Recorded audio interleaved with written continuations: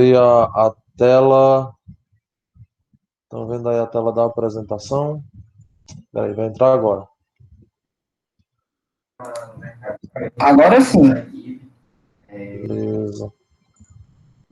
Bom, então, só relembrando aqui, nós entendemos então que no funcionamento, né, quando submetida às suas tensões, uma viga, que é um elemento horizontal, ela recebe alguns esforços, né? A estrutura dela tem que suportar aquele esforço para ela ficar na horizontal, né? Para ela não cair. Então, a viga ela tem uma certa resistência interna para ela se manter assim, ó, no alinhamento, beleza?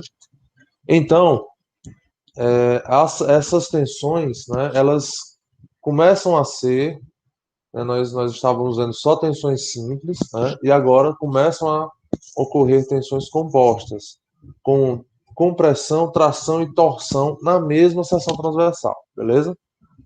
Compressão e tração. Numa viga biapoiada, tentem sempre lembrar qual a diferença disso, né? Biapoiada, contínua e em balanço. Então, uma biapoiada, ou seja, dois apoios, essa viga vem sendo vão entre esses dois apoios, ela tem a configuração dessa daí, ó, que é a compressão, a compressão na parte superior, tá? Nessa parte superior aqui, e na inferior, tração. Então, em cima, as seções transversais tendem a se esmagar, né? E na parte inferior tendem a se afastar, tá certo? O concreto nessa região superior é de boa, concreto simples, consegue atuar de forma eficiente. Porém, na parte de tração, ele já não se comporta de forma admissível, tá bom? Então, a resistência à tração do concreto é quase que desprezável, tá? Na engenharia a gente despreza, literalmente. Ele tem resistência à tração? Tem sim. Mas ela é tão pequena frente à sua resistência à compressão que não é viável trabalhar com ela em um elemento fletido, tá bom? Então, chega a ser ali em torno de 8, entre 6 e 8% mais ou menos da resistência à compressão, né? Então é muito pouco. E aí o que é que eu faço? Eu utilizo um outro material para trabalhar junto com o concreto simples, dando origem assim ao concreto armado. Então as barras mais grossas, né, que vão ser submetidas à tração dentro do concreto armado, estarão aqui na parte inferior, tá certo? Então, onde é que tem a armação? Sempre na região tracionada do concreto armado, tá certo? Ah, Paulo, mas não tem umas barrinhas pequenas que ficam na parte de cima também, uma viga bem apoiada? Tem, pessoal. Eu não posso simplesmente colocar a armação embaixo sem colocar, sem fechar, né, o conjunto ali que é formado pelo estribo, né, as barras longitudinais, tanto superiores quanto inferiores. Por quê? Porque existem outros esforços nessa viga e um deles é o cortante, né? Então eu preciso dar também coerência, né, coesão nas seções transversais, já que elas têm que trabalhar juntas. Então, essa ferragem mínima que tem que ter em cima, né, geralmente é de 5.0, um diâmetro bem fino, quando não tem esforço negativo, né, em cima fica um ferro bem fininho. E ele serve para garantir que as seções transversais trabalhem juntas, né, e assim favorecendo ali a resistência aos esforços do esforço cortante, tá bom? Que é o cisalhamento. Bom, aqui eu trouxe só essa imagem nova que eu achei bem fácil de entender. Quando eu tenho um carregamento em cima da viga, ela tende a deformar com essa canoa aqui, né? Todo mundo está vendo essa canoa que, inclusive, nós falamos na aula passada, voltando aqui, ó, é a flecha, né? Essa tendência de deformação.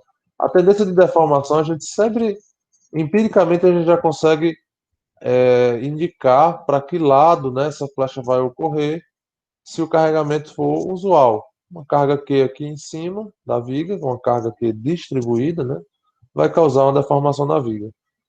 Então, ela vai sofrer compressão em cima, tração embaixo. Essa é a configuração de uma viga biapoiada, tá bom? E aí no meio, o que que acontece no meio dessa viga? No meio dessa viga tem um negócio chamado linha neutra. O que que é a linha neutra? Se em cima é compressão e o sinal da compressão é, por convenção bibliográfica, o sinal da compressão é negativo. E o sinal da tração, por convenção bibliográfica, é positivo. Se eu tenho uma ordem de grandeza negativa e uma ordem de grandeza positiva, em algum lugar existiu um zero, concorda? Em algum lugar eu tive que passar por um zero. E interpretando isso no que diz respeito às tensões em uma viga, né, na seção transversal de uma viga, ela é chamada de linha neutra. É uma região em que existem poucas tensões, tá? Poucas tensões de compressão, poucas tensões de tração, porque é uma região central. Nessa linha neutra é onde há a transição do negativo para o positivo. É uma região que eu não preciso de muito material, porque quem é que suporta os esforços em uma estrutura? Material, né? Seção transversal. Então, se eu tenho uma região que não tem muita tensão, então eu preciso de pouco material, tá? Então, nós falamos um pouco sobre essa questão de biapoiada, balanço e contínuas, tá? Só para exemplificar como é que é a continuidade delas. E aqui tem uma breve explanação sobre o comportamento da estrutura em cada uma delas. Então, exemplo, biapoiadas solicitadas por tensões de compressão na parte superior. Quando eu estou numa parte de balanço, aí a compressão já fica embaixo, na verdade, né? A tração vai estar atuando na parte superior dessa viga, tá? Inverte. Então, enquanto nessa imagem aqui, ó, a gente está vendo a tração existindo embaixo da viga, porque é um biapoiado, na configuração de balanço existe o contrário. Foi aquele exemplo que nós fizemos numa aula anterior. No balanço, quem está tracionado é a fibra superior, tá? E as contínuas eu tenho uma variação, né?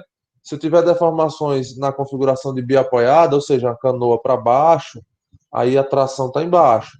Quando eu passo por um apoio, a tração vai para cima, certo? E aí a ferragem, a posição daquela ferragem grossa, ela vai mudando também. Ela vai sempre estar onde tem tração, tudo bem? Então, a ferragem no concreto armado, né, a ferragem maior, vamos dizer assim. Então, a maior espessura de ferragem, né, na seção transversal de uma viga de concreto armado, vai ficar na região tracionada. Então, você só fazer aqueles entendimentos. Tracionada, quando eu tenho uma viga biapoiada, a tração fica embaixo. Quando eu tenho uma viga em balanço, a tração está em cima. E assim a armação vai seguir também, tá? Então, quando você vê uma armação na parte superior da viga, armação grossa, né? Eu vou mostrar uns projetos para vocês. E a armação grossa estiver na parte superior, já significa que ali é onde está aquela barra, aquela estrutura está sofrendo um esforço negativo, tá bom? E aí os materiais, né? Se a seção transversal do material tem que suportar compressão e tração, né, ao mesmo tempo, essa é a lógica de trabalho de uma flexão, né? Você tem uma seção transversal que sofre ali dois esforços ao mesmo tempo, então é normal que você tenha uma necessidade de materiais que resistam tanto à compressão quanto à tração. O concreto simples não resiste à tração. Então, eu não posso usar ele em uma viga, né, um elemento horizontal, que vai ser submetido à flexão, porque ele não vai resistir à tração. Tá? Aí tem um material que é o concreto simples mais armação. Esse já é um outro material que é chamado de concreto armado, tá? Tem que deixar isso bem claro. Não falem, não abreviem a palavra concreto. É concreto armado. Concreto é uma coisa, concreto armado é outra, tá? A gente chama o concreto sem armação de concreto simples, tudo bem? Bom, então assim, ó, o aço e a madeira, né, tem um comportamento usual. Tipo assim, o próprio material já tem boas características de compressão e tração. E o concreto armado, né, ele vem com essa configuração de resistência à compressão e à tração, mas exatamente pela associação do concreto mais a armação, tá? O concreto sozinho, não.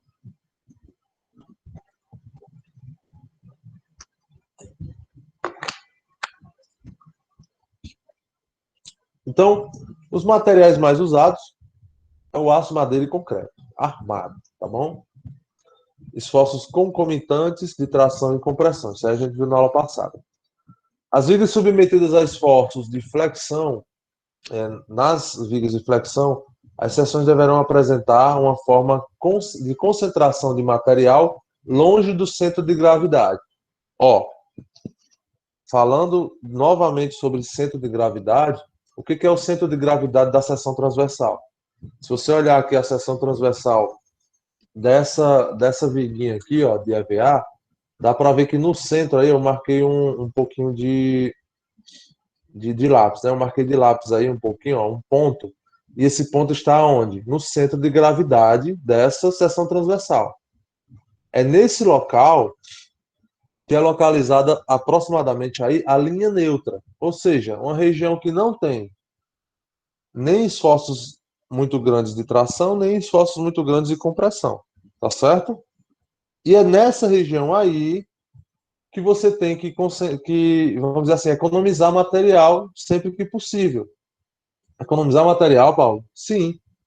Ó, se você precisa de material para resistir ao esforço e o esforço não está no centro de gravidade da seção transversal, uma seção transversal eficiente é aquela que tem material, né, ou seja, tem grossura, vamos dizer assim, na parte que tem os esforços, que é na parte superior e na parte inferior, tá certo? Então, por isso, quais são as formas, né, quais são os perfis, né, das seções transversais mais eficientes do mercado? É a seção I, é a seção T, tá bom? Por quê? Tá aqui, ó. Seção I e T. Por quê? O perfil I eu mostrei para vocês o do aço, né? O do aço é esses filetezinhos aí, ó. Essa configuração, todo mundo já viu um perfil de aço desse daí, tá? E por que eles são eficientes?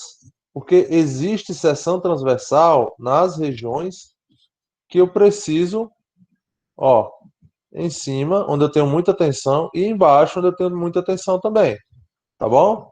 Como é que eu faço esse perfil ficar mais resistente? Eu tenho duas opções. Ou eu aumento a inércia dele, né? Ou seja, a altura dela de cima para baixo, tá? Ou eu aumento a grossura dos perfis, né? Eu estou aumentando mais material, tá bom? Por que eu não faço aqui uma viga completamente cheia? Paulo, mas as vigas de concreto não são todas cheias? Sim. As vigas pequenas, né? Até 80 centímetros ali, mais ou menos, 80 metros, vai. 80 centímetros um metro, vale a pena você concretar a seção transversal cheia, inteira, porque você vai gastar muito mais material, muito mais dinheiro, vamos dizer assim, gastando com carpintaria, madeira, né, e tempo para poder você fazer ali a forma tudo certinho para concretar o perfil I. Agora, seções transversais grandes demais, tipo acima de 1,20 m, 1,5 m, né, vigas de 1,20 m, 1,5 m, aí sim, o peso do excesso nas laterais, né, já faz com que a estrutura fique muito pesada. Então, você é mais viável você gastar um tempo e material fazendo a seção transversal em perfil I, porque você vai economizar em peso na estrutura e, consequentemente, você vai economizar o próprio concreto e vai economizar o aço também. Consequentemente, as fundações, os pilares, tudo começa a diminuir de robustez, tá certo? Então, ó, o caso aqui de uma viga, aqui o caso de uma viga que ela é de perfil I, tá? Não é muito comum assim nas nossas edificações, né? Porque as edificações geralmente não têm um porte tão grande que necessite de uma viga de concreto com mais do que 1,5 m de altura, tá?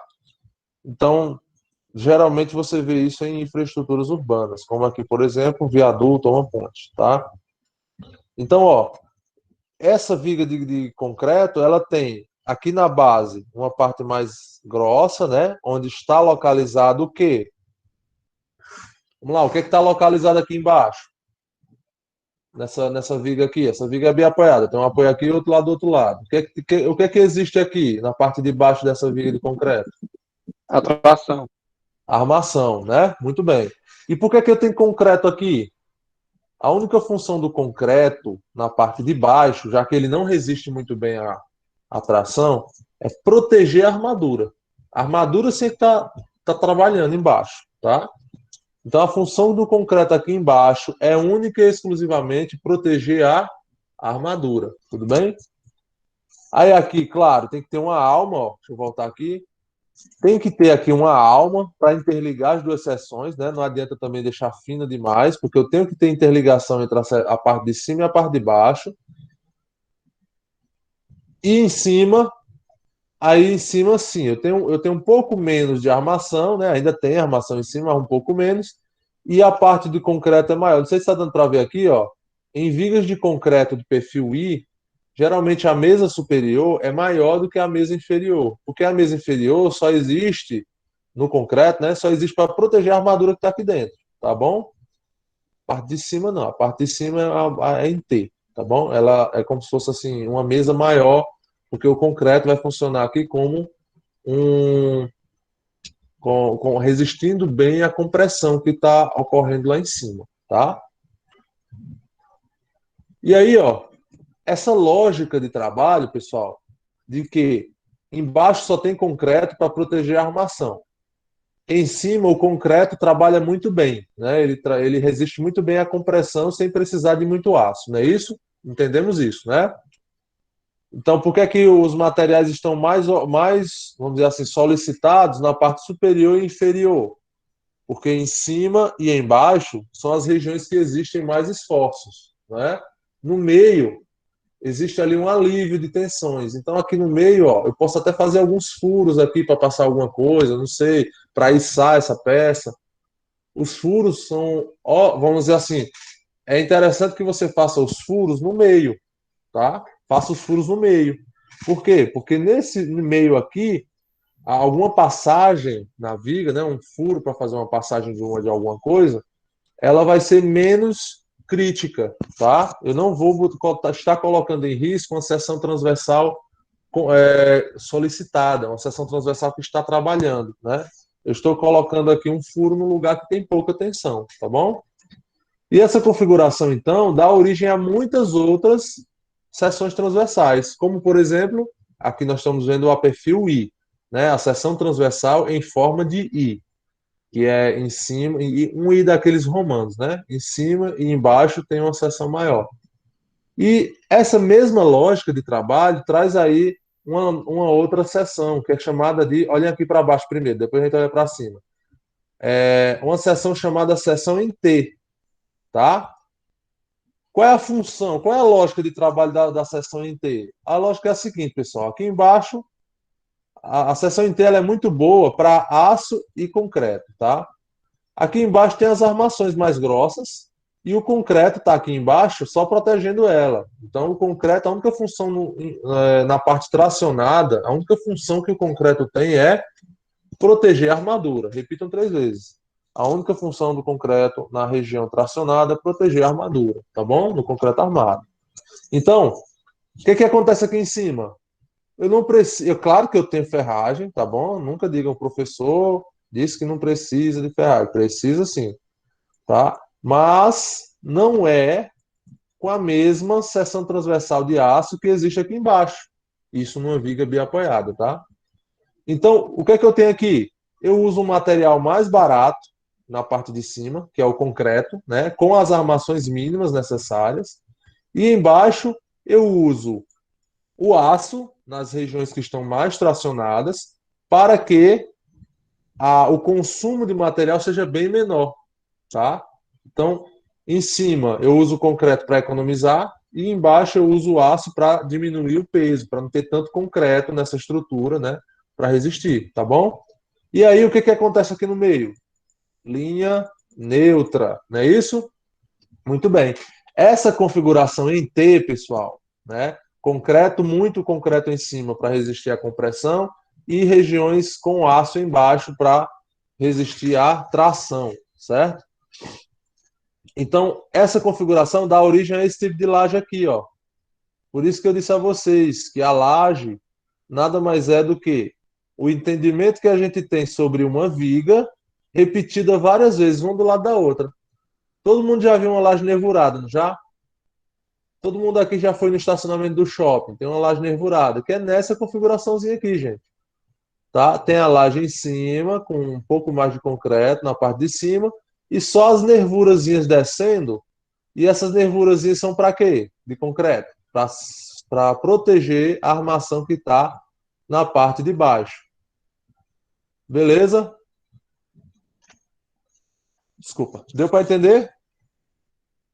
Aí, pessoal, tem uma lajezinha que é essa configuração aqui de laje, chamada, que a gente chama aí no mercado, né? Chama de laje nervurada. Ou, desculpa, laje treliçada, né? A gente chama de laje treliçada. São aquelas lajezinhas feitas de trilho, né? Que a maioria das pessoas usam aí, ou com isopor, ou com cerâmica, né? Aquelas lajotas de cerâmica. Pessoal, ela é exatamente isso daqui, ó. Ela é exatamente isso, tá? Vou explicar por quê. Tentando desenhar aqui, ó. Você tem uma sapatinha que é concretada no pré-moldado, né? E ela tem aqui duas armaçõezinhas aqui embaixo e um trilhozinho aqui em cima, não é isso? Uma armaçãozinha aqui em cima. E aí tem uma armação aqui, ó, fazendo a interligação, não é isso? O desenho tá mal feito, mas todo mundo lembra dela, não lembra? Opa, opa. Sim. Vejam aí que vocês estão vendo esse trilhinho. Todo mundo viu um trilhinho desse, não já? Beleza. Aí, ó, quando você monta ela, né? Você tá montando aqui, aí vem e coloca uma lajotazinha aqui, e aqui tem a outra peça, né? Você monta a lajota aqui, a lajota fica aqui, com aqueles buracos, certo? E o trilho tá bem aqui. E aí você vem e toca concreto aqui em cima, correto? E aqui tem outra lajota. Olha só, pessoal. E aqui também tem outra lajota. O desenho tá horrível, né? Eu odeio desenhar com mouse. Nossa, coisa horrível. Mas vamos lá, vocês estão conseguindo visualizar. O concreto, então, ele fica onde? Nessa região aqui, onde tem o trilho, e nessa região aqui, correto? Tenta ver aqui nesse desenho super detalhado e sem imagem para interpretação nenhuma. Tentem olhar aqui, ó, e vocês vão ver que essa configuração, onde está o concreto, ó, onde está essa achura bem feita que eu fiz, é mais ou menos uma viga em T. Vocês concordam? Ó, se eu cortar aqui e aqui, isso aqui não vira uma viga em T? Usando aqui a própria treliça como base? Então, por que eu uso isso aqui? Porque o concreto na parte de cima vai trabalhar muito bem a região de compressão. E embaixo eu só preciso de concreto nas regiões onde eu tenho a armação. Todo mundo está entendendo? Então, aquele trilho que você compra no pré-moldado, aquele trilho ele é a parte da armação que vai ficar na parte de baixo, tá certo? Então é só aquela lá que vai ficar na parte de baixo. Então esse trilho, gente, esse trilho, ele é a região que vai sofrer tração, tá? Por isso que tem as barras de aço lá. E geralmente a gente, para atender a norma, a gente bota até um reforço. A gente não bota só o trilho, não. Aqui tem que ter outra barrazinha aqui no meio, tá? Então, aquela lajezinha lá, ela tem o princípio de uma laje em T, tá? Ela tem algumas nervuras onde o aço vai estar protegido pelo concreto. Paulo, e a lajota? Ou o isopor? A lajota e o isopor é só para preenchimento. É só para não deixar o concreto preencher todo o espaço, porque aí o peso vai aumentar. Deu para entender? As lajotas não são vazias por dentro? Então ela vai criar vários vazios aqui. Ao invés de estar tudo preenchido por concreto, fazendo mais peso, né? E trazendo, vamos dizer assim, mais robustez à estrutura, porque se eu tenho mais peso no concreto, mais peso próprio, eu tenho que gastar mais dinheiro com aço para dar uma robustez maior, dar uma resistência maior para que ela suporte o peso. Não só aço, né? Também tem a inércia, tem maiores pilares, maiores fundações, etc. Para colocar peso desnecessário, porque embaixo eu não preciso ter concreto. Eu preciso ter concreto só em cima, né? Da metade da laje para cima, tudo bem? Então, a lógica, gente, é essa. As lajotas nas lajes treliçadas, elas servem para preenchimento, para não deixar o concreto tomar toda essa seção transversal, porque se ele fizer isso, ele vai estar só aumentando o peso da estrutura, porque ele não tem função ali na parte de baixo. O único lugar que é necessário o concreto estar na parte de baixo é para proteger a armadura. Tudo bem? Então, Paulo, tu quer dizer então que entre uma laje de tijolo, aliás, uma laje de lajota, né, aquela lajota cerâmica vermelhinha, e uma laje feita com isopor, tu está dizendo então que a lajota e o isopor não têm função estrutural? Exatamente, gente. É óbvio, o isopor é mais fácil a gente entender. Agora, acreditem, direto eu tenho que mostrar isso para algumas pessoas. Não, eu não quero, para clientes, né? Eu não quero laje de isopor, porque ela é mais frágil. Eu quero uma laje mais robusta. Gente, não tem nada a ver, tá bom? O isopor ele é mais eficiente. Por quê? Porque ele pesa menos do que uma lajota, tá? Uma lajota cerâmica pesa 3 vezes mais do que uma peça de isopor, ou mais. Então, quando eu coloco o isopor, eu estou diminuindo o peso daquela estrutura. E diminuindo o peso dessa estrutura, o que eu estou fazendo é dando mais eficiência para ela, tá bom?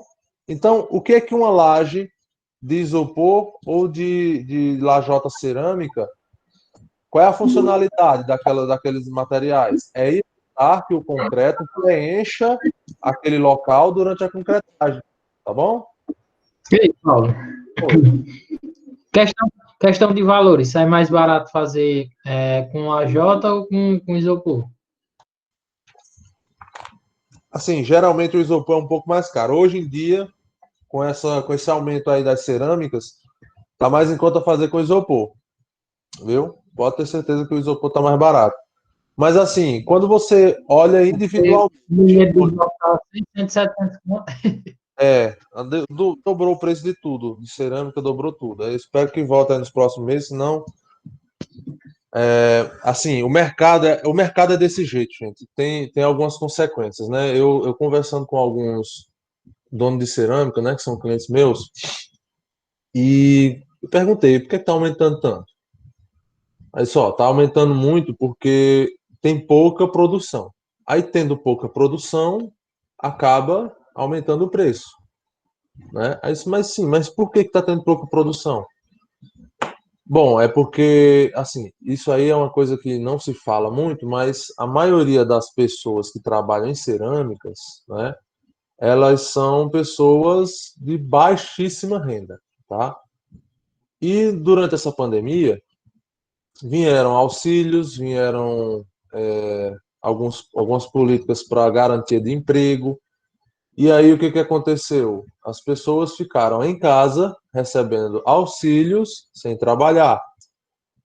E segundo os empresários que me falaram isso, quando foi para retornar, né, quando voltou a construção civil, a cadeia da construção civil, muitos deles não quiseram voltar. Enquanto estão protegidos pela lei, pelo auxílio, pelos benefícios, né, de redução de trabalho, negócio lá na carteira, né, que você fica em casa e continua recebendo, né, um negócio assim, o governo paga.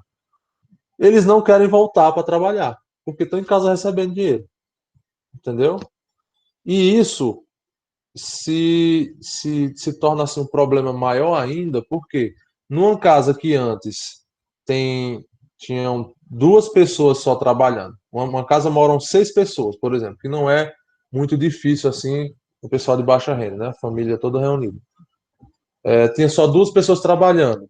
E quando vieram esses benefícios, auxílio e tudo mais, foram as 4 pessoas, vamos dizer, de seis pessoas que moravam, né? Agora 4 pessoas estão recebendo auxílio. Então, estão ganhando mais para ficar em casa. E quando a maioria dessas pessoas mais de baixa renda prefere fazer isso, ficar em casa, fazendo bico, né, na construção civil informal, para estar ganhando, além do auxílio, um saláriozinho informal. Isso foi o que me passaram. Tem uma certa lógica? Tem. E aí, sem muita produção, sem conseguir um trabalhador, não consegue produzir a mesma coisa que antes, mas os custos, né? Alguns custos, aluguéis, impostos, tudo mais continua vindo. Então eles têm que aumentar o valor daquele pouquinho que eles ainda estão conseguindo vender, né, estão conseguindo produzir. Eles têm que aumentar o valor para diluir os custos diretos, né, os custos fixos, vamos dizer assim. Então é complicado, os custos indiretos, perdão. Então é complicado, é uma coisa de mercado, né? Aí você vê o seguinte, nessa coisa de mercado, tá tudo subindo, não é só o tijolo, né? É cimento, é vidro, um monte de coisa tá subindo. A tendência é que tudo suba mesmo. Aí vai chegar um limite em que as pessoas vão dizer, não, eu não vou construir com esses preços dessas coisas desse jeito, não. Aí o que vai acontecer? As obras vão parar de novo, vão diminuir, né? Vamos dizer assim, aí já é o mercado mesmo trabalhando, não é nada de pandemia, não. É o mercado voltando a trabalhar para equilibrar o preço. A construção civil começa a decair, porque as coisas estão muito caras. Quando o mercado vê que realmente a coisa está parando, aí volta para o preço normal. E aí a construção civil volta de novo. E aí vai chegar no equilíbrio, tá certo? Então, é uma coisa que vai demorar ainda alguns meses, tá? Deus nos livre que seja mais de ano para resolver isso. Mas é cruel a gente falar isso, mas hoje, né, anteriormente, para a economia, esse auxílio foi muito bom para a economia e para as pessoas que estavam realmente precisando. Mas muita gente usa esses benefícios em proveito próprio de forma errada, né? Infelizmente.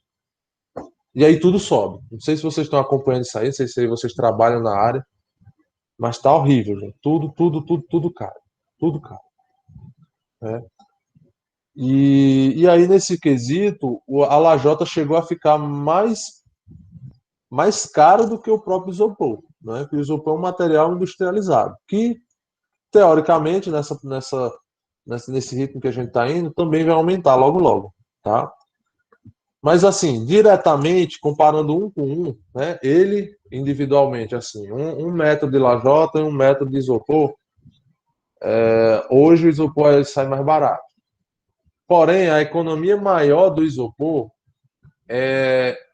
na redução de peso. Porque na redução de peso, o que é que eu tenho? Eu economizo o aço do pilar, aço da viga, aço da fundação, o tamanho da fundação, tudo isso, entendeu? Então, assim, no global, o isopor sai muito mais em conta, beleza? Então, deu para entender aqui, gente, o porquê que essas regiões de baixo, elas são colocadas de isopor e a lajota é para evitar que o concreto preencha essa região. Ele não tem função aqui embaixo, além de proteger a armadura. Então, ele só vai estar, o concreto só precisa estar nos locais onde a armadura tem que ser protegida, tá bom? Nos locais onde tem armadura. Essa é a lógica de trabalho de vários tipos de lajes, tá bom? Que são, basicamente, vigas que se repetem várias vezes. Então, ó, aqui é um esquemazinho de uma viga em T. Então, imagine essa viga em T, uma do lado da outra. Aí vira uma laje nervurada, concorda? Aquela laje nervurada que a gente vê em prédios, que a gente vê em todo lugar, né? Em lajes, em prédios, em shoppings, essas coisas, tá? E aí o funcionamento dela, Paulo? O funcionamento dela, pessoal, é aquele que eu falei para vocês, ó. Uma viga biapoiada, existe compressão na parte de cima. Quem está suportando essa estrutura aqui, essa compressão, é o concreto. E embaixo tem a tração, tá? A tração no meio aqui é quase zero. E lá embaixo, na extremidade de baixo da viga, a tração tem o seu esforço máximo, tá bom? Paulo, eu já vi uma viga, e por que que a armação não fica embaixo mesmo? Ela fica sempre aqui uns 3 centímetros para cima. Pessoal, é porque é o seguinte, a armação ela precisa ser protegida de quê? Dos intempéries, do oxigênio, tá? Porque aço com oxigênio oxida, não é isso? Existe uma oxidação. Então ela tem que ser protegida e o concreto protege ela através de uma camada mínima de proteção, que é chamada de recobrimento. Geralmente aí, dependendo da classe de agressividade do concreto pode chegar até 4 metros, ou 4 centímetros e meio, numa fundação, por exemplo, né? Beleza? Então, região tracionada, numa viga bem apoiada, e região comprimida, tá bom? Tá aqui, ó, o surgimento da linha neutra, do mesmo jeito, ó, tá bom?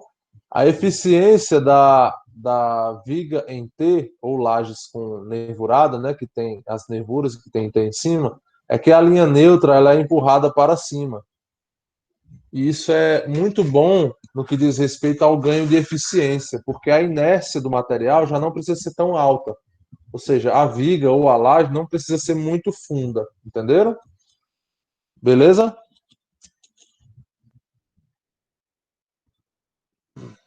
Bom, Beleza. só concluindo aqui então, ó, seções usuais.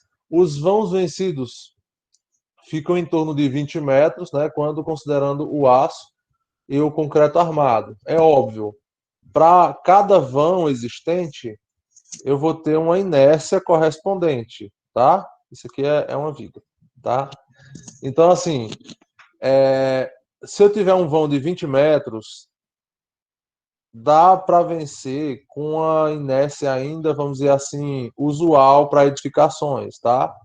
Uma alturazinha aqui de até 1 metro de altura, beleza? Eita, Paulo, uma viga de 1 metro de altura.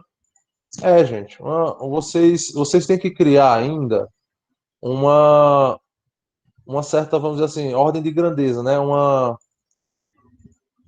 maneira de ter como referência alguma coisa de edificação. Ó, por exemplo, no geral, residências de alto padrão, né? Ela tem uma inércia, as vigas maiores, que são aquelas vigas para esconder o forro, elas têm uma inércia aí de 60, tá? 60 centímetros. E elas vencem vãos de até 8 metros, 9 metros, por aí, tá? Então, proporcionalmente, você vai usar uma viga aí próximo de 100 centímetros, né? Para vencer um vão de perto de 20 metros. Então, é uma lógica aí de trabalho, tá bom? É óbvio, um perfil I de aço, eu posso, ao invés de aumentar na inércia, eu posso aumentar na inércia e na espessura da chapa, né? Porque eu vou aumentando a resistência e por aí vai. Deixa eu só mostrar para vocês aqui um exemplo de como essa variação de eficiência é importante, tá? Enquanto no concreto armado, ó, concreto armado, né? Eu tenho possibilidades de até 20 metros de vão com uma seção transversal aí usual ainda, né? De 1 metro e 10. Quando eu passo para um outro elemento, uma outra configuração que é mais eficiente, né? Que aumenta a eficiência do material, olha só para quando eu posso chegar. No concreto protendido, né? Que nós vamos estudar ainda, os vãos podem atingir mais de 100 metros. Né? Um exemplo aqui que quase chega nisso, né, é o vão do MASP. É óbvio, tem as suas consequências, que no caso do MASP é a grande altura das vigas, né, mesmo protendidas. Então, deixa eu mostrar para vocês aqui. Deixa eu só mostrar para vocês aqui, ó. Perfis I, como é que eles trabalham, certo? Então, ó, essa daqui é uma casa da arquiteta Renata, né, Renata Krumer, lá de São Paulo, que ela usa muito nos seus projetos, ela tem uma base ali de influência muito grande na utilização de estrutura de aço, tá? Então aqui é uma casa ela feita toda de aço no perfil I, tá? Eu posso fazer uma casa de aço com o perfil caixão, que a gente chama, que são perfis C, um soldado no outro? Posso. Demanda um pouco mais de trabalho ali, né? Porque o perfil não vem pronto, você tem que soldar ou unir ele de alguma forma, seja na siderúrgica ou seja no local da obra. Mas dá certo também, beleza? Só que, assim, eu vejo que os arquitetos que gostam de utilizar perfis I, eles gostam de mostrar que estão usando perfil I, né? No caso, estão usando estrutura metálica. Então, olha só essa fachada, uma composição que utiliza o perfil na sua fachada, né? Então, tem um impacto aqui do elemento estrutural. E aí, aquela coisa, gente, como é que eram as construções, as edificações em épocas passadas? Em épocas passadas, né? a arquitetura das civilizações, ela era baseada na estruturação daquela edificação. Vocês concordam nisso? Olha os pilares gregos. Eles não tinham tecnologia como nós temos hoje, então os elementos tinham que ser muito robustos, né? Eles faziam, é o avô do cimento, né? Do cimento Portland. Eles usavam cinzas vulcânicas para fazer as argamassas, né? E misturado com argila. Então, você vê que os elementos eles precisavam ser muito robustos para suportar os vãos e todos aqueles elementos que eles faziam nas suas arquiteturas. E elas Aquelas faziam. construções alemãs também, que tem a estrutura de madeira, né, professor? Aí no caso, ali, aí já entra aquela coisa, né? O material disponível, o recurso natural disponível, influencia pesadamente, tem uma influência arquitetônica muito grande da civilização, né? Se você prestar atenção, por exemplo, onde eu estou mais acima do hemisfério, né? Do hemisfério, eu tenho mais coníferas, por exemplo. Eu tenho regiões com frio, que tem mais madeira. Depois nós vamos estudar madeira, nós vamos ver que as coníferas, né, que são aquelas árvores altas e em forma de cone invertido, né, elas têm uma robustez muito grande, porque elas resistem muito aos esforços laterais de vento. Árvores altas resistem muito ao vento. E o que é o vento? O vento é uma flexão, não é isso? Então, o caule vai crescendo e sendo meio que acostumado, entre aspas, né, vai sendo acostumado a estar sempre em flexão. Então, fica um tronco de madeira super resistente, né? As fibras muito bem estruturadas. E aí você tem influência desse material disponível, que são das florestas, né, coníferas, disponíveis naquela civilização. Por exemplo, nos Estados Unidos, né, até hoje tem um vestígio de influência da madeira sendo utilizada, né? Assim como lá na Alemanha, na Holanda, né, tem uma influência muito grande. Os países ali do hemisfério que tem regiões que não tem muitas coníferas, tá? E então, assim, voltando para o grego, a estrutura fazia parte da composição arquitetônica. E aí, com o tempo, né, com o chamado, aí vocês estudam mais isso do que eu, que é a história, né, da arquitetura, vocês veem que tem períodos em que vão mudando ali as influências. Então, de uma certa época para frente, as tecnologias foram trazendo novas possibilidades e essas tecnologias foram fazendo a estrutura ser suprimida da volumetria. Então, a madeira, o concreto, o clinker, né, que era usado lá na cultura greco-romana, foram sendo substituídos e ocultados da volumetria. Então, até chegar a um ponto que hoje, né, aqui na nossa região, por exemplo, nós só temos caixas. Eu acho que a influência nossa é Lego, né? Porque, assim, se você realmente estuda a nossa região é telhado aparente, sim, alguma parte com platimbanda. Então, a influência da nossa história mesmo não são caixas, não. Me corrijam aí se eu estiver errado. Não são essas caixas, essas volumetrias em forma de cubo, não. Tá? A nossa cultura mesmo, regional, é casa de taipa, telhado aparente, usar muita madeira como elemento ali presente na arquitetura. Então, dá gosto quando você vê uma arquitetura que usa madeira como elemento ali na composição, né? Usa caramanchões, usa telhado aparente, alpendres. É uma coisa da nossa cultura, o alpendre, né? Que é para trazer sombra no sol escaldante. Então, algumas coisas, beleza, vamos trazer o modernismo, vamos, mas não vamos largar a nossa origem, não, né? Não, enfim, a Larissa defende muito isso, a Cíntia defende muito isso, né? São influências aí que eu acho que são interessantes. Você vê que é o respeito à nossa cultura arquitetônica, né? A base da arquitetura sertaneja, tá bom? Bom, enfim. Então, aqui, ó, eu já tenho uma concepção diferente desse modernismo, né? Você já tem aqui a estrutura voltando a compor a volumetria da edificação. Isso é legal, isso é legal. Tá? Vamos ver aqui mais essa casa. Olha só aqui, ó, os elementos. Os perfis aqui, I, ó. Isso aqui é um perfil I, tá bom? Chapa mesa superior, mesa inferior. E aqui a alma, né? Que é mais fininha, beleza? As uniões podem ser parafusadas ou soldadas, tanto faz, tá bom? A diferença mesmo é só construtiva, tá? Então, ó, depois a gente vai ver, eu vou voltar nessa casa para falar sobre isso aqui, o canteiro de obras, como é o canteiro de obras de uma estrutura de aço, beleza? Mas só para mostrar para vocês aí o resultado final, vejam que o perfil I ele traz sim uma certa algumas, né, possibilidades aí arquitetônicas para vocês trabalharem, beleza?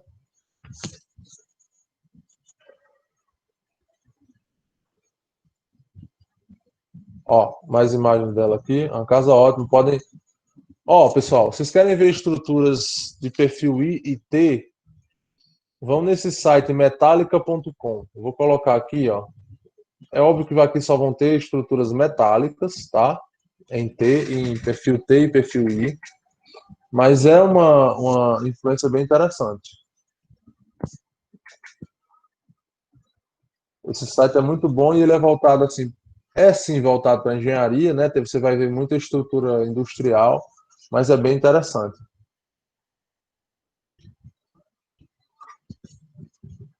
Eu também, eu também, Ana. Eu acho o aço bem bacana.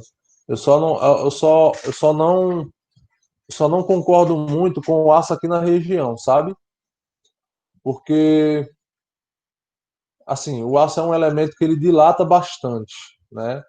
E como nós temos regiões aqui muito quentes, né? Tem época que está muito quente, por exemplo, a gente acabou de sair de uma época, julho, uma época que tem frio extremo. É seco, mas tem um friozinho, não é? À noite, assim, a temperatura vai para muito baixo, 26, 25 graus, muito baixo para a gente, né? E logo em seguida, setembro, outubro aqui, começa. Meu amigo, se não chegar a 35, chega perto, né? Então, o aço ele não se dá muito bem com isso no que diz respeito à dilatação. Ele vai ficar dilatando muito, né? E aí os materiais que estão do lado do aço, muitas vezes não têm um coeficiente de dilatação parecido com o dele, assim, não parecido, parecido sim, mas que não aguenta a deformação do aço. E aí o que acontece? Fissura, trincazinha, pequenininha, nada que comprometa a estrutura, mas que visualmente demanda uma atenção e manutenção constante. E isso aí a gente sabe, brasileiro odeia, né? Então, ó, aqui a arquiteta diz assim, não, eu quero que todo mundo saiba, veja realmente a estrutura, que essa estrutura foi feita de aço, beleza? Então, é realmente aí a proposta dela e ficou bem interessante. É óbvio que gosto não se discute, né? Mas eu, particularmente, gosto muito dessa coisa industrial. Aqui, para melhorar, ainda fosse parede aparente de concreto, ainda achava melhor ainda. Mas é como eu disse para vocês, aqui na região eu não concordo muito no uso do aço, sabe? Porque realmente tem que ter muito cuidado nessa proposta, porque senão você vai começar a colocar um material que vai trazer um desconforto para dentro da casa, porque vai ficar trinca. Por exemplo, eu não sei se vocês, antes da pandemia, né? Tem um restaurante que é aberto ao público lá na Unileão, ali perto na Lagoa Seca, né? Na Lagoa Seca, no Rio do Peixe. E vez ou outra vamos lá. Aí, o prédio lá da Unileão, o prédio da entrada, ele é todo em estrutura metálica. E as paredes são pelo menos as que eu vi, né? Elas são de tijolo, tá? Alvenaria normal. Isso é errado? De jeito nenhum. Só que quando eu dimensiono um perfil I, eu preciso, primeiro, fazer o cálculo para ele não cair, beleza? E o segundo cálculo mais importante é para ele não deformar além dos coeficientes de norma. E aí, ocorre que muitas vezes a pessoa subdimensiona o perfil e isso vai trazer uma certa patologia. E lá dá para verificar em alguns locais, né, ali naquela parte da entrada, que eu nunca entrei lá, foi só para o restaurante mesmo, dá para ver que tem umas trincazinhas, umas deformações que remete à alvenaria deformando de uma forma diferente da viga, entenderam? Então tem que ter esse cuidado, né? Você não subdimensionar as vigas Principalmente quando você coloca peso de parede em cima dela. Tá certo? Então, assim, aqui é um exemplo. Deixa eu ver se aqui tem outros exemplos. Ó, aqui é a Renata, tá? Eu sempre uso essa casa como exemplo de. É óbvio que tem outros, mas eu sempre ela como exemplo de como você pode trabalhar ao isopor aqui, ó. Certo? Muito interessante aqui o uso do isopor também, junto com a estrutura de aço. Bem interessante mesmo. Essa daqui é a contenção. E a casa. Ó, nesse site que eu mostrei para vocês aí, tem muitas obras, algumas são residenciais, né? E outras já são mais industriais. Deixa eu ver aqui uma que já foi executada.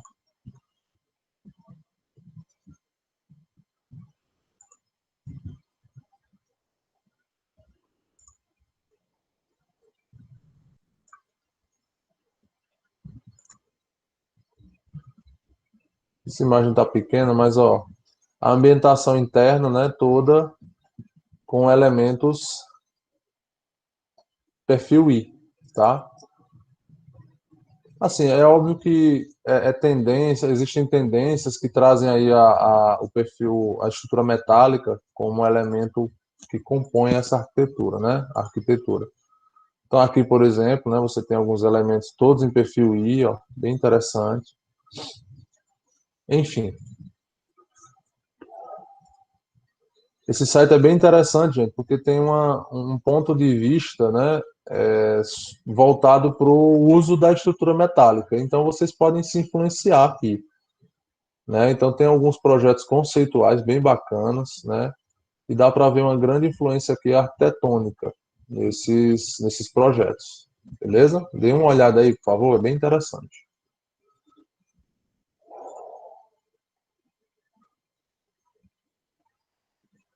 Bom, voltando então aqui, o uso então dessas estruturas com perfil I ou T remete, né, a uma eficiência bem mais interessante para a estrutura, beleza? Porque essa questão da linha neutra, né, é mais aproveitada nessas seções transversais. Ao invés de eu usar uma viga igual a essa aqui, ó, aí, igual a essa aqui, uma viga de seção cheia, né, de concreto, eu tenho outras possibilidades, né? Perfis I, perfil T e etc. Beleza?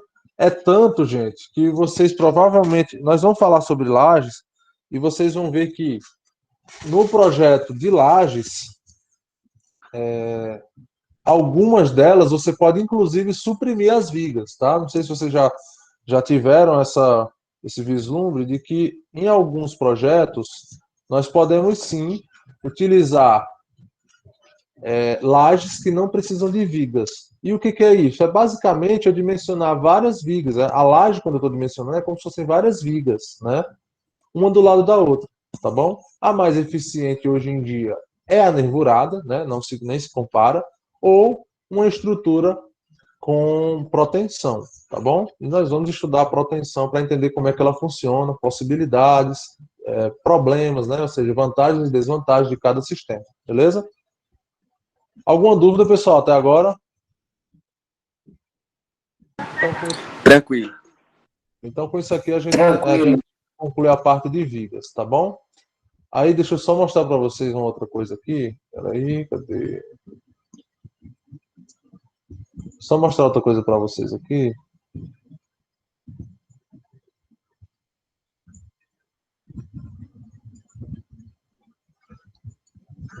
Ó, a nossa atividade, né, que eu não coloquei semana passada. Eu vou colocar a nossa primeira atividade, que é sobre um material aqui, que eu vou abrir para vocês lerem agora.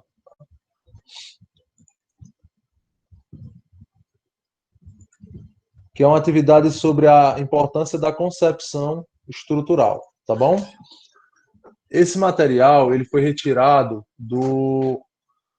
de um artigo, né? Então é um artigo científico que foi feito por eu esqueci agora o nome da pessoa.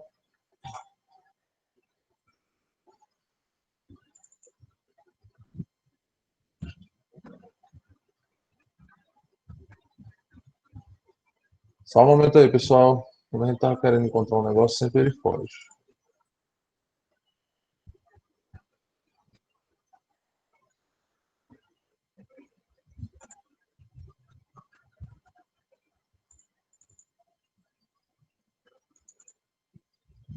Aqui. Ó, esse material aqui, eu vou colocar lá no Classroom e vocês vão fazer uma resenhazinha sobre ele, tá? Só que essa resenhazinha, pronto, foi o Roberto, tá? O Roberto Correia, ele fez esse artigo aqui que é intitulado A Importância do Ensino da Integração dos Projetos de Arquitetura e Estrutura de Edifícios, fase de lançamento. Então, assim, eu quero que vocês leiam ele, é um artigo pequeno, 5 páginas, tá?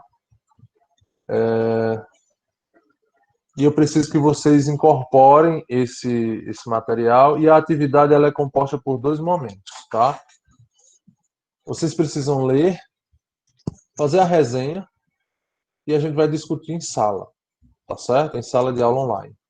Então, vocês fazem a submissão lá no Classroom, e na próxima aula nós vamos ter esse material aqui como base para a nossa aula, discutir em sala. O que é esse discutir em sala? São as impressões que vocês estão tendo sobre isso. Me dá um orgulho muito grande quando eu vejo alguns alunos que já estão com Instagram profissional, né, que se formaram aqui na Unijuazeiro, e eles falam um pouco sobre isso, né? Tem alguns que são mais comunicativos, ligam a câmera mesmo e começam a falar, discutir sobre o assunto. E é importante que vocês façam isso, né? Exponham o seu trabalho, e expondo o seu trabalho também vocês estão melhorando a informalidade, diminuindo a informalidade, né? Dando consciência às pessoas de que a parte de arquitetura ela é muito além do desenho. Infelizmente, muitas pessoas têm isso na cabeça, né? Do mesmo jeito que tem uma certa diferenciação também do engenheiro, da engenharia, né? A engenharia, muitas vezes as pessoas acham que é uma coisa cara para você ter a engenharia no seu projeto, mas na verdade o caro é você não ter, porque você corre um risco muito grande de colocar o empreendimento inteiro em risco, né? A perder, tá? Se você não tiver um bom projeto de arquitetura, com conforto, com tudo, e um projeto de engenharia bem feito, né? Porque você, por exemplo, vai fazer um prédio residencial e não faz projeto arquitetônico como deve, né? Por exemplo, numa cidade mais de interior, que não tem assim, uma fiscalização muito ferrenha, vai acabar tendo... Eu já vi exemplos em Barbalha de projetos, vamos dizer assim, não foram feitos, o projeto não foi feito por alguém que não entende, não é arquiteto, tá? Engenheiro, tá? Engenheiro que faz projeto arquitetônico, por exemplo. E a edificação ficou super desconfortável e ninguém quer alugar os apartamentos do prédio porque ficaram voltados para o poente, não tem ventilação, a ventilação vem do outro lado, tem um prédio do vizinho que é bem mais alto, ficou um negócio horrível, né? Então ninguém quer alugar. E o cara já foi mudar aquilo ali, já queria mudar completamente o projeto, porque não estava alugando os apartamentos, né? Ele já queria fazer salas comerciais, que aí todo mundo vai ter ar-condicionado, então já não tem assim tanto problema com a questão de conforto, né? Um escritório não tem muito a ver com conforto, pelo menos assim, não tão quanto uma edificação residencial, né? E aí queria botar tudo na frente, queria fazer um monte de coisa lá para poder ver se consertava a burrada. Então me diz, se a ausência do projeto arquitetônico de um profissional qualificado não fez falta aí, não colocou a perder o investimento dele? Colocou a perder, né? Então, ao mostrar o seu trabalho, você também vai conscientizando essas pessoas de que realmente é necessário ter um projeto de qualidade, né? Um projeto que tem ali o empenho de um profissional que entenda de conforto, que entenda de layout, que entenda de tudo, tá? E aí eu sinto um orgulho muito grande, uma alegria muito grande quando eu vejo os alunos, né, da casa falando sobre isso aqui, o tema desse artigo, tá? Que é a arquitetura entendendo, assim como a engenharia também deve entender, a importância das duas disciplinas andarem juntas, né? A importância de você ter os projetos trabalhando juntos. Não existe, não deve existir uma separação entre o projeto de arquitetura e os demais, tá? Por quê? Porque é o projeto da edificação. Se você focar na edificação, é bem mais interessante. Tu trabalha com o que? Eu desenvolvo edificações. É muito melhor você dizer, eu trabalho com projetos. Porque muitas vezes o profissional, quando diz isso, ele vamos dizer assim, entendendo o projeto apenas como aquela planta que ele está fazendo ali. Não entendam. Se você quer que a sociedade entenda que você não faz planta, você não só faz planta, você tem que também se incorporar a isso. Eu não faço só planta. Eu desenvolvo projetos, locais onde as pessoas vão ocupar, as pessoas vão utilizar, as pessoas vão viver, trabalhar. Eu projeto edificações, tá? Isso é importante se incorporar. Nesse sentido, você vai entender que para fazer uma edificação, você precisa tanto da arquitetura, é o mais importante, de fato, mas tem que andar com estrutura, com instalações, com refrigeração, projeto de combate a incêndio, todas essas disciplinas que envolvem a construção dessa edificação, tá certo? Então, são dois momentos, a atividade que eu vou colocar agora para vocês, tá? Então, vocês aproveitem aí esse restinho de aula para até dar uma leitura nele, se você tiver com coragem aí. A entrega, do resumo, eu vou colocar para breve, tá bom? Talvez segunda-feira, para vocês fazerem. E aí, a aula de quarta-feira, a gente faz uma discussão em sala sobre as impressões que vocês tiverem disso aqui. Por que eu quero que vocês participem com isso? Porque é esse amadurecimento que deve existir em vocês ao longo dessa disciplina, tá? Que é compor o seu projeto de arquitetura com as disciplinas que vêm a viabilizar o seu projeto de arquitetura. Que no caso aqui, nosso, focando, né, no estrutural, tá certo? Combinado, pessoal? É uma leitura simples, direta, didática, tem aqueles artigos curtos, tá? Não é uma monografia nem nada. Então é bem interessante vocês entenderem esse material, tá certo? Então, só lendo o resumo aqui, ó, este artigo apresenta o problema de integração entre as atividades técnicas de projeto de arquitetura e estrutura de edifícios na etapa do estudo preliminar, abordando a questão do aprendizado, do lançamento das estruturas no ensino de graduação. Importantíssimo você trabalhar isso aqui, tá bom? Daqui para o final da disciplina a gente vai ver muitos outros artigos, algumas coisas desse livro aqui, né, ó, do nosso livro da concepção estrutural, beleza? Que é para a gente trabalhar aí o conteúdo de forma satisfatória, tá bom? Pois é isso, gente. Deixa eu só fazer a chamada aqui, porque fazer a chamada lendo o presente é tão trabalhoso e chato, pense. Vocês saem, eu fico ainda uns 15 minutos depois olhando aqui o chat para ver quem é que estava presente. Vamos ligar as câmeras. Hoje é sexta. Olha Vamos aí, se ver todo rapaz. mundo. Pamela, não tenho nem ouvido Pamela hoje. Tudo bom, Pamela? Obrigado por Tudo puxar bom. sempre o bonde. Sempre puxando o bonde aí, coisa boa. Embora, meu povo. Cadê Álvaro? Oi, Álvaro, Ó, lindo. vai falar. Cíntia, Não, quase sempre ele liga. Aí, Cíntia, muito Guilherme. Oi, bem. Cíntia. Oi, Cíntia. Guilherme, bora. Quem mais? Hello! Não, Quem hoje mais? não. Não, Guilherme, liga aí, Guilherme. Entre nessa vibe aí. Mohamed. Vai chover. Vai aparecer na câmera dele. Olha aí, Aê, dá certo. bora, meu povo.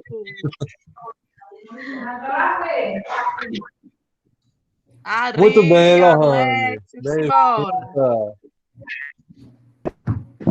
Daqui a pouco eu vou estar dizendo assim, ó, vai ganhar um ponto quem ligar a câmera. Aí vai estar aqui a gradezinha Barão, completa, cheia.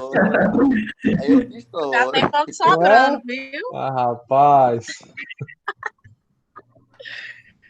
Vamos lá. Fazer a chamada aqui rapidinho, viu, gente?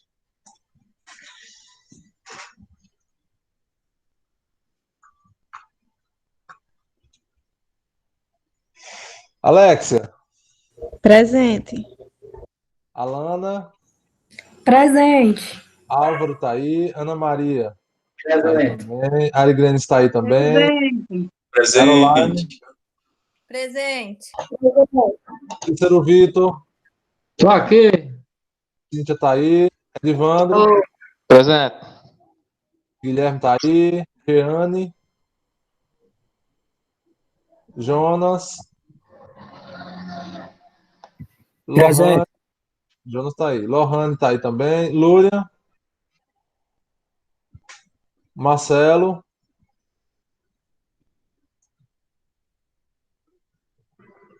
Marcelo Soares, Marcelo Ives, Pamela tá aí, Ricael, Presente. presente, Ricael, Presente. Valéria e o Yuri. Valéria presente. Beleza. Yuri. Beleza. Pessoal, bom fim de semana para vocês. A gente não tem aula amanhã, né? Eu acho que vocês têm com outro professor. Então, bom fim de semana para vocês. Eu já. Como é? Eu não queria ter de jeito nenhum. Né? Mas vai dar certo, gente. Tá chegando ao fim. A previsão realmente aí é que em fevereiro a gente volte à aula presencial, se Deus quiser. Meu Deus quiser. Eu não consegui voltar agora em outubro, finalzinho de setembro, aí em fevereiro. Olha só, eu estava É esperançoso, certo? Mas assim, enquanto não tiver vacina, realmente é inseguro, né? Vocês sabem que muita gente é do grupo de risco, aí vai chegar, beleza, a grande maioria já não vai estar mais infectado, mas imagina aí, uma pessoa que é do grupo de risco se arriscando lá e eu não vou ficar dando aula online só para ela. Então, não tem muita lógica e isso está partindo dos cursos de saúde da Unijuazeiro, né? Então, provavelmente aí só no outro semestre, mas vamos ver. Eu estou sendo aqui já observador, né? Mas, mais perto Gente, que longe. valeu para vocês, um bom fim de semana para vocês, um abraço, viu? Tchau, tchau. Boa noite. Boa noite. Valeu, gente. Tchau, tchau. Boa noite. Álvaro povo. lindo. Álvaro é lindo. Eita. Saudade. Valeu, gente. Tchau, tchau. Essa é a alegria para terminar a semana. Agora na segunda-feira não tá assim, não, né? Ai, meu Deus. Tchau, gente. Tchau. Valeu. Tchau, tchau.